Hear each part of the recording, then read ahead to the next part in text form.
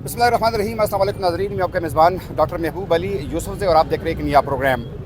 नाज़रीन, आज मलाकन डिवीज़न के तमाम 9 अज़ला में शटर डाउन हड़ताल की जा रही है और इस हड़ताल की जो बुनियादी वजूहात है वो ये है कि मलाकन डिवीज़न जो है ये मुख्तलिफ़ आफ़ात का शिकार रही है।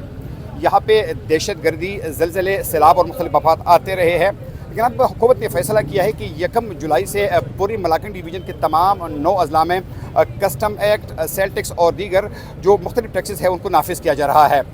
ताजी बिरादरी ने आज मलाकन डिवीज़न के तमाम अज़ला में शटर डाउन हड़ताल की कॉल दी है और उनके मुतालिबात क्या है, वो हुकूमत से क्या चाहते हैं। हमारे साथ इस वक्त मलाकन डिवीज़न ट्रेडर्स फेडरेशन के सदर अब्दुर्रहीम साहब मौजूद है, उनसे मज़ीद जानने की कोशिश करते हैं। सर, बहुत शुक्रिया, मैं वक्त देने का जानना चाहूँगा आपसे कि क्या मुतालिबात है आपके और आप कस्टम एक्ट और इनकम टैक्स को क्यों नहीं मानते? मैं वो शुक्रिया।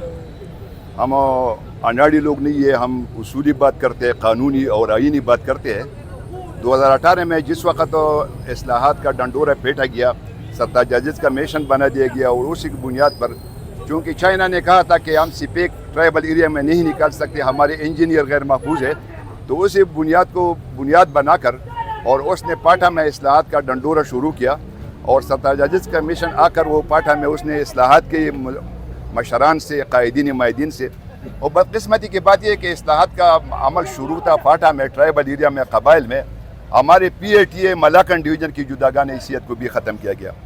हमारा ये मौक़िफ़ है कि किस रूह से, किस बुनियाद पर, किस दलील पर, किस आइन पर कानून हमें ये रास्ता दिखाता है कि जहाँ भी कोई पुराना कानून तब्दील होता है या नया एक्ट लागू करते हैं तो वह इलाके के मशरान, कायदीन को एतमाद में लाना पड़ता है। ये आइनी कानूनी बात है। तो इसने इलीगल तरीक़े से एक्ट को ख़त्म करके हमारी जुदागान हैसियत को तार तार कर दिया। अब हमारा ये मौक़िफ़ है कि जो हुकूमती लोग हैं हमारे साथ बैठ कर मुज़ाकिरात कर ले, हमें मुलामत कर ले तो हम मानेंगे, अगर नहीं तो गैर आइनी, गैर कानूनी बात को हरगिज़ हम नहीं मानते।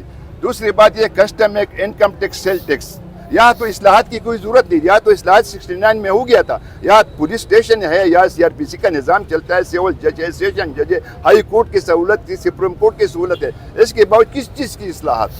या ना आप यूनिवर्सिटी की बनाने के इस्लाहात करते हैं, ना या सियाहत की सहूलतों के लिए इस्लाहात करते हैं, ना ज़राअत को तरक्की के लिए, नई तिजारत की तरक्की, नई सनअत की तरक्की, नई सियाहत की तरक्की। बस ये इस्लाहात करते हैं कि आप हमारे ऊपर टैक्स लगाओ। किसी भी सूरत में हम मलाकन डिवीज़न का न कस्टम को मानते हैं, न इनकम टैक्स को, न सेल टैक्स को। जान देने के लिए तैयार है लेकिन कस्टम इनकम टैक्स को मानने के लिए तैयार नहीं। ये आप देखें गैस की बिलों को देखो, ये ऐसा तो लगता है कि जनाजे का चारपाई जो घर पे आता है। हमने अपने बर्तनी पिरोख के बिजली के लिए, गैस की बिलों के, हमने घरों के चारपाई पिरोख किए, मशीनी पिरोख किए, वॉशिंग मशीन है, हमने मोटरसाइकिल बच्चों के पिरोख किए, अपने औरतों से हमने जेवरात निकाल के पिरोख के। हम में इस्तिताअत नहीं है मज़ीद किसी किस्म के टैक्स मानने के लिए, इनकम टैक्स, सेल टैक्स मानने के लिए। हम जान देने के लिए तैयार है लेकिन किसी सूरत में इस टैक्स के निज़ाम को मानने के लिए तैयार नहीं। हुकूमत खामखा वाक़ई कश्मीर देखना चाहते हैं, हुकूमत खामखा हमें इस बात पर मजबूर करते हैं। साहब, आपने कश्मीर की बात की तो कश्मीर के मुतालिबात तो मंजूर कर ली गई है। कश्मीरियों का मौक़िफ़ ये था कि चूँकि हमारे पानी से बिजली पैदा होती है, हमें बिजली में रिलीफ दिया जाए।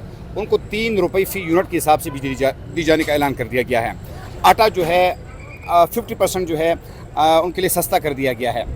क्या हम यहाँ पर बिजली पैदा नहीं करते? हमारे दरिया उनसे कम है, हमारे मुतालिबात क्यों नहीं माने जाते? यही हमारा मौक़िफ़ भी है। हमने कई बार मीडिया पर हमने बयानात जारी की है कि हमारे वसाइल पर हमें इख्तियार नहीं है। हमारे पानी से बिजली बनती है 3 रुपये यूनिट, मलाकन बिजली घर 1, 2, 3, लेकिन इसके बावजूद 3 रुपये वाला यूनिट हमें 50-60 रुपये का नहीं दे सकते।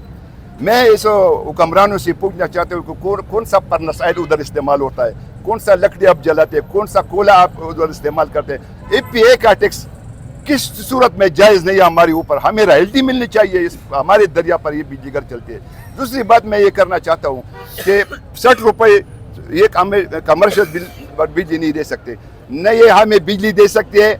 हमें कहते हैं कि सोलर इस्तेमाल करो, नहीं हमें ये सुई गैस देखते हैं, कहते हैं कि LPG इस्तेमाल करो, नहीं में हमें ये हमारे बच्चों को रोज़गार दे सकते हैं, कहते हैं कि बाहर यूरोप भेज दो अपने बच्चों को। न रोज़गार हमें दे सकते हैं, न अमन दे सकते। ये कैसा मुल्क में? ऐसे मुल्क में हम रहते हैं जहाँ की पुलिस की ताने गैर महफूज है, फौज की चौकियाँ गैर महफूज है। अपनी चौकियों को तहफ़्फ़ुज़ नहीं दे सकते, अपनी पुलिस को तहफ़्फ़ुज़ नहीं दे सकते। खामखा ये देखना चाहते हैं कि डुडियाल की तरह, बिम्बर की तरह, मुज़फ़्फ़राबाद की तरह इधर हालात पैदा हो जाए। मुझे ख़तरा इस बात की है, अगर हुकूमत ने हमारे मुतालिबों को नहीं माना तो सेवल नाफरमानी के ऐलान करने पर हम मजबूर होंगे। ہم نے 76 سال پاکستان زندہ باد کے نعرے لگا دیے, ہمیں کوئی صلہ نہیں ملا. اب ہمیں مجبور ہے کہ ہم نعرہ لگائے کہ پاکستان سے زندہ باد. اس پاکستان میں ہمارے لیے رہنے کی کوئی جگہ. یہ بیوروکریٹ, اگر یہ آپ نے تورخم کے بارڈر کے زنجیر کو آپ نے زمین پر ڈال دیا تو سارے خیبر پختونخوا کے لوگ افغانستان چلے جائیں گے. وہی پیٹرول سستا ہے, اشیاء خوراک سستا ہے. دیکھو 40 سال اس پر بم برسائے گئے, اب اس کا ہمارے سے معیشت مستحکم ہے. ادھر پیٹرول سستا ہے, ڈالر سستا ہے. یہ کیسا پاکستان؟ اس کو شرم آنی چاہیے افغانستان کے.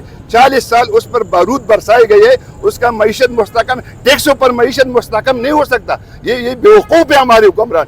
معیشت مستحکم ہوتا ہے کہ ہمارے تجارت کو بڑھا دو, ترقی دے دو, صنعت بناؤ, ادھر صنعت کو ترقی دے دو, تجارت بڑھاؤ, تجارت کو ترقی دے, سیاحت کو ترقی دو. سیاحت کو ترقی نہیں دے سکتے, تجارت کو ترقی نہیں. تو ٹیکسوں لگانے سے, یہ تو آپ IMF والے سے قرض لیتے, ہمارے سروں کے اوپر عیاشی آپ کرتے ہیں, عیاشی آپ کرتے ہیں, لوٹ مار آپ کرتے ہیں, اور ٹیکسز کا نظام ہمارے اوپر لاگو کرتے ہیں. کسی صورت میں ہم ٹیکس ماننے کے لیے تیار نہیں ہے.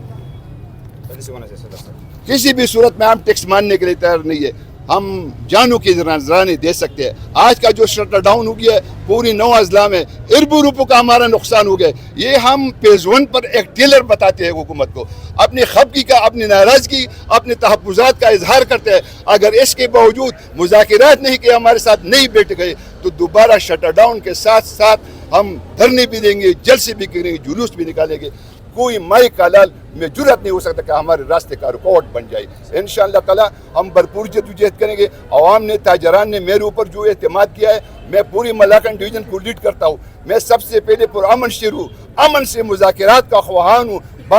میز پر بیٹھنے کے لیے میں اس کی تلاش میں ہوں. میں چاہتا ہوں کہ میز پر بیٹھ کر ہمارے موقف کو سنی جائے. اگر نہیں خواہ اس کو ثانیہ کشمیر ادھر بنانا چاہتے ہیں تو بے شک بنا دیں. سر صاحب, آپ نے بالکل حکومت کی کوتاہیوں کی ہم نے بات کی, ریاست کی بات کی.